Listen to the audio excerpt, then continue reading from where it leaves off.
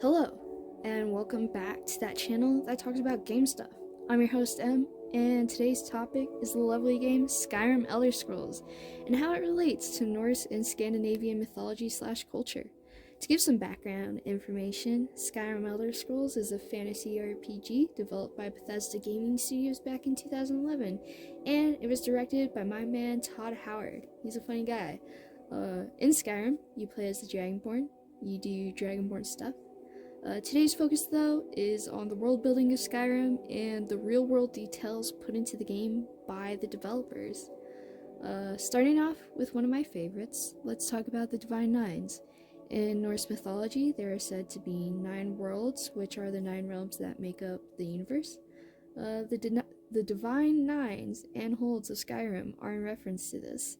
NPCs have a saying, like how we say, "Oh my god," they say "by the nines" to express shock. And the people of Skyrim worship the Divine Nines. One of these Divine Nines is known as Talos, who is often compared to the Norse god Odin. They're compared for their similarity in lore, both being known as warriors and regarded in very high status. Moving on, there are 2 key characters in the game with very Scandinavian names. First, the leader of the assassination organization known as the Dark Brotherhood. The name of the leader is Astrid. Astrid is an old Scandinavian name that means divinely beautiful, unfortunately, and here are some spoilers for the Dark Brotherhood quest.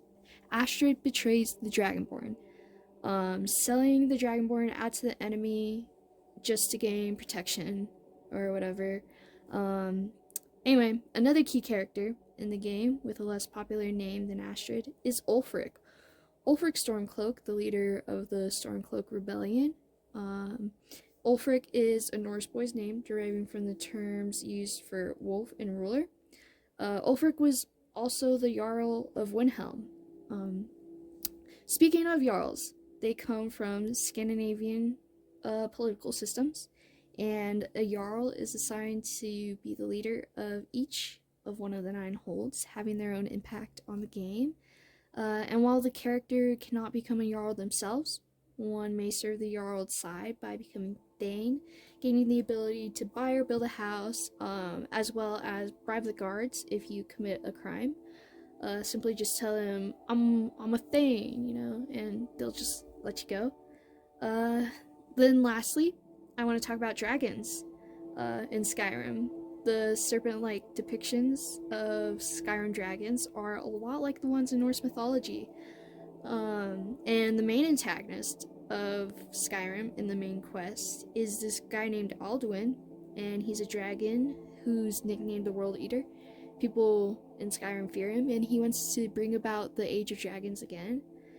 And he resembles one of the 4 main dragons in Norse mythology known as Fafnir, both embodying chaos and destruction.